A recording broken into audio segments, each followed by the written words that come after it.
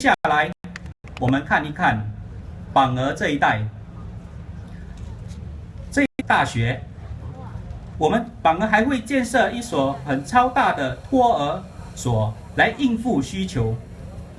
在我们 In the next few days, you will hear from other parties regarding the population paper, CPF, and throw numbers at you like 6.9 million and 55 years old. These numbers are not taken in context. The 6.9 was never a target population.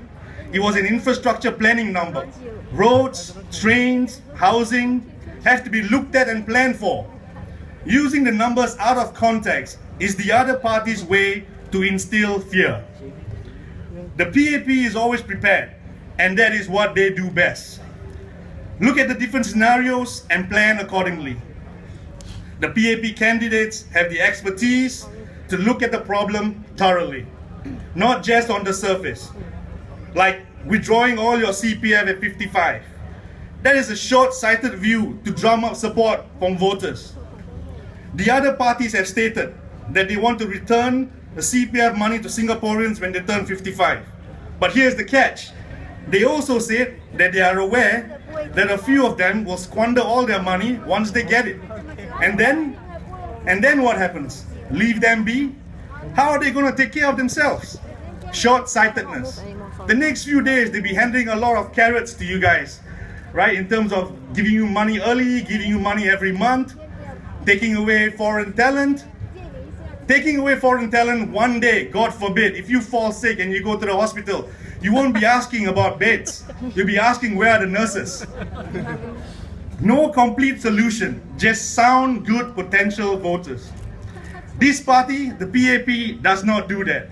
They think long term and they are strong enough to make tough decisions. But always, Singaporeans in their hearts and minds. They don't leave any 不用给孩子到处乱跑，下来居委会我们会有人帮忙照顾。为什么呢？居委会免费的食物、茶水招待，而且你可以在居委会里面做你这个谁在做？我们在做。And next, we have up on stage Mr. Teo Ser Luck. 张思乐先生， Encik Teo Ser Luck. Teo Ser Luck அவர்கள் ，And last but definitely not the least, we have Ji Hian. 张继贤，副总理。 Encik Teo Chi Hian. Ladies and gentlemen, presenting to you our People's Action Party candidates and special guest speakers. Big round of applause for our PAP candidates. Woo!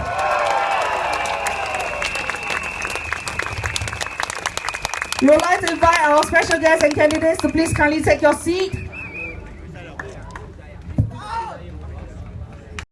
In Singapore, the government makes sure that you will get that care. What do I mean by that?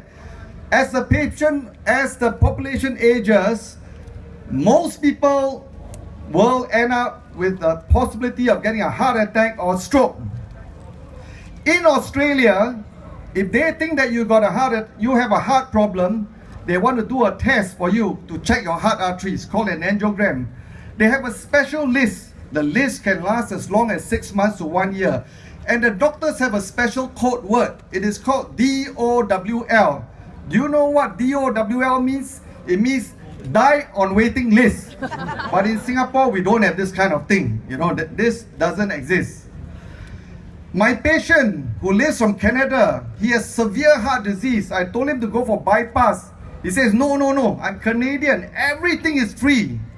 6 months later, his wife called, oh, he passed away while waiting for the bypass surgery. This will never happen in Singapore.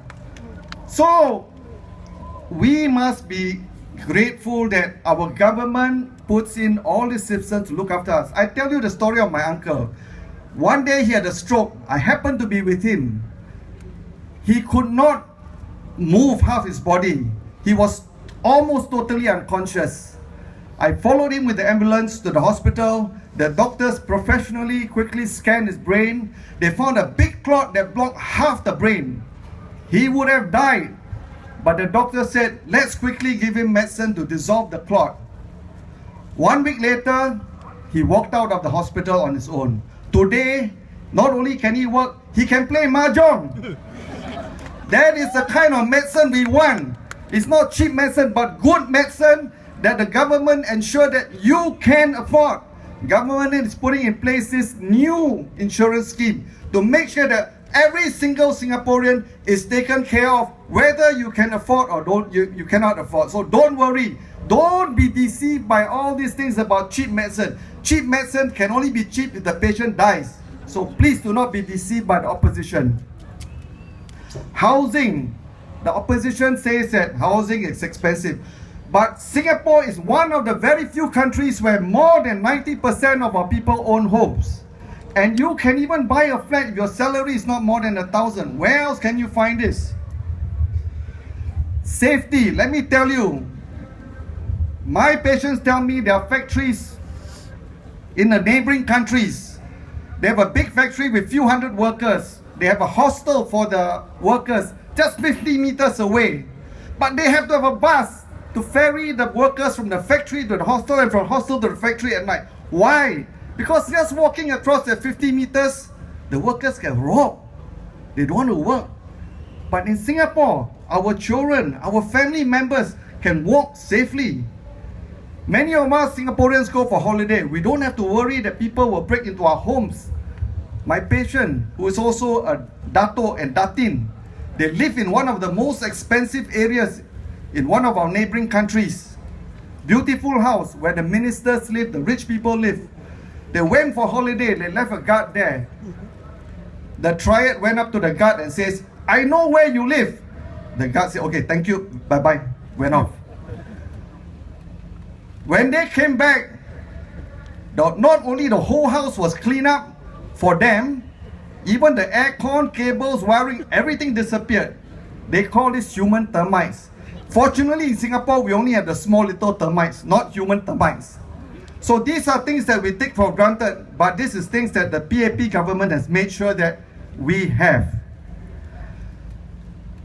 So I think it's important that while we like to complain, and we also do it among friends, one day one of my friends reminded all of us, actually we all have a good life. We all have a good life. We know that the PAP government can deliver and will deliver its promises. This election is especially important because all 89 seats are being contested. If we want to just to vote for the sake of giving the opposition some votes, then I think we may have problems for ourselves and our children. If you remember, opposition knows only how to say, please vote for more opposition members. But if you sit down and think about it, since 2011 till now, have they even done anything constructive in terms of policy for any Singaporeans? No, they have not done so. Really, they have not done anything useful except for saying, vote for more opposition. So fellow Singaporeans, vote for the party that will ensure the future of your children and your family. Vote for PAP. Thank you very much, Dr. Lim.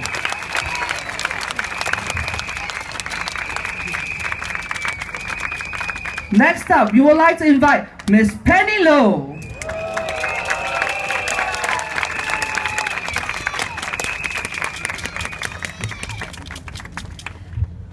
Dear residents and friends of Sengkang West SMC, Punggol East SMC, and of course, our beloved Pasir Ris Punggol GRLC. How are you feeling tonight? I can hear you. Today, I consider myself one of the luckiest person on the face of earth. Because I could have been born into a place where whatever talents or lack of it that I might be born with, I could be stuck with it. The circumstances could have been a lot worse, and I could have ended up just trying to make ends meet every day, fetching water from a river a mile away to give it to my brothers and sisters so that I can keep them alive. But today, here I stand in this land where the MRT, LRT, bus services are there to help us get us not just to work, not just to our homes, but also to our dreams. Our dreams of becoming a nation where people can get the best shots at education and can prosper in life and do the job that they desire. It is not something that is without struggle, but it is something that if we struggle, we can get to it, and therefore achieving our dreams and aspiration of becoming the best that we want to be. This does not come easy. This is also not a natural state. It is only through careful planning, hard work, and grit that Singapore and Singaporeans are able to live in a peaceful, stable environment where we can bring food home and also go on to become the person we want to become. This year, we have witnessed the loss of two great men. First, our beloved founding father of Singapore, Mr. Lee Kuan Yew. Isn't he a great man? Yes. He's given us a lot. My full respect and admiration to him. And I've had the good opportunity of watching him, what he do, what he does, how he thinks from a very close distance. And I remember one day at a table where we were just discussing issues, he said that whoever comes stand on the slate of PAP needs not just only have the grit, but also the gut. Because he came from an era where he knew that if he turns the corner, he could have been stabbed or harmed by an opposition party. Those were 战乱时期, chaotic times. And therefore, he said he was prepared to sacrifice his life, and also because he knew that he had a better half in Mrs. Lee who could take care of the family should anything happen to him. Mrs. Lee provided him with the peace of mind and the sense that his children would be taken very well cared for if anything should happen to him, and therefore allowing him the peace of mind to go all the way for the peace, progress, and security of Singapore. In the same light, I consider myself married to my own country, Singapore. In a sense, all of us are. What kind of spouse do we want to have? What kind of marriage do we want to have? I think most of us would aspire this marriage to be one that will provide the safety, the security, and the peace of mind for us to go as far as we want to go to achieve our dreams. The collective dreams of Singapore is one that our people determines for ourselves.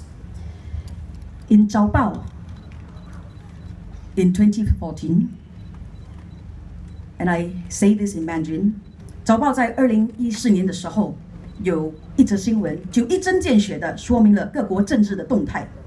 他说，在香港人们推着政府走，在台湾人们拉着政府走，在新加坡政府抱着人民一起走。因为政府跟人民是手牵手、心连心，大家是一起走，所以我信任这个政府。Singapore's government does not abandon its people. It comes together with them and tries to achieve everything together. And that's why tonight you come here on your own free will. You came here not simply just to watch a show or a rally, but you came here to stand for what you believe in, to stand for what you want for your grannies, 爷爷、公公、婆婆、祖母, for your papa and mama's future, and most of all, for your own and your children's future. Therefore, I call on all of you today to come along with our candidates, our PAP candidates in this election, give them the strongest mandate so that they can then 跟大家一起走，一起走向光明大道，更好的未来，更好的前程。只有人民行动党能够达到这个，相信我们。So, thank you everyone for coming to this rally on behalf of all my candidates and especially DPM who has led this constituency for the last 19 years to forge a better future for everyone. Thank you very much. Majulah Singapore, Majulah PAP, Majulah Singapore, Majulah PAP, Majulah Singapore, Majulah PAP. Thank you very much. Thank you, Miss Penny Low. Thank you.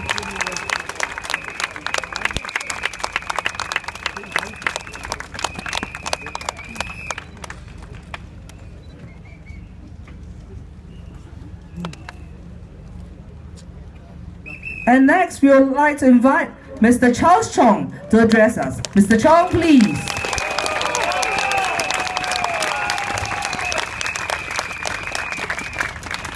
Friends, my fellow Singaporeans. Now, first of all, I would like to thank the Pasir Ris Punggol team for inviting me to share the stage with them on this rally this evening. Now, it's always great to be back to Pasir Ris Punggol, even though I was fielded in Joo Chiat in 2011. Now, things have come a full circle because I'm now the PAP candidate for Punggol East SMC, just next door to all of you. In fact, some areas in Punggol East were under my care when I was part of Pasir Ris Punggol GRC team between 1997 to 2011. So some of the residents already know me, and I will do my best to meet as many others as I can over the next few days. Buangkok MRT station, just over here, is also of particular significance and sentimental value to my grassroots leaders and me.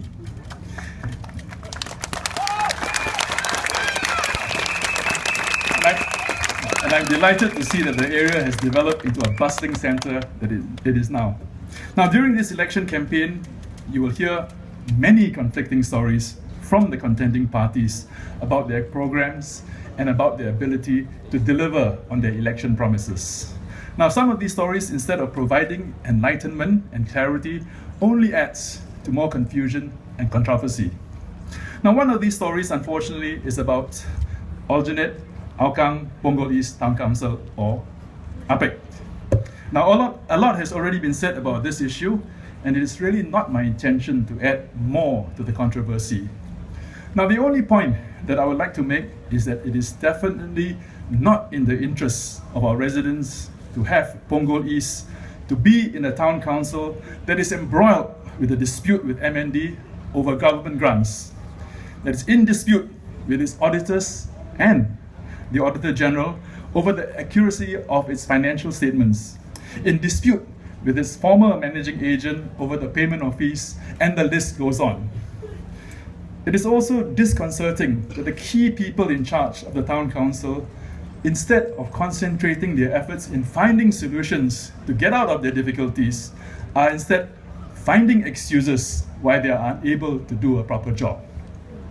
Now, Punggol East residents are not responsible for the messy situation that the alternate Hougang Punggol East Town Council is now in.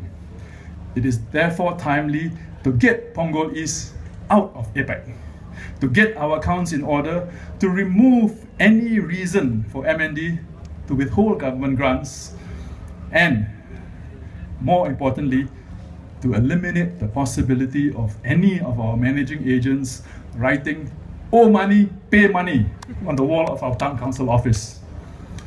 Now, last night I listened very carefully to the rally speech delivered by the Workers' Party candidate for Punggol East. I agree that there must be empathy for the people we served. While Ms. Lee Li Lian has spoken about the need for empathy for low-income men who marry foreign wives, just this morning I came across 3 such cases in my block visits in Sengkang. In 2 of the 3 cases, the foreign wives managed to get PR status, while one was still appealing for his case with ICA. One case was particularly gratifying to me. The former Indonesian national, a food stall holder, told me that it was her husband who who approached me for assistance years ago when I was his MP. Now, after several appeals, she obtained PR status and is now a proud Singaporean. While Miss Lee Li Lian has called for empathy for men who marry foreign wives, I would like to call for empathy also for Singaporean mothers and children who are sometimes left without proper support when their men marry younger foreign wives.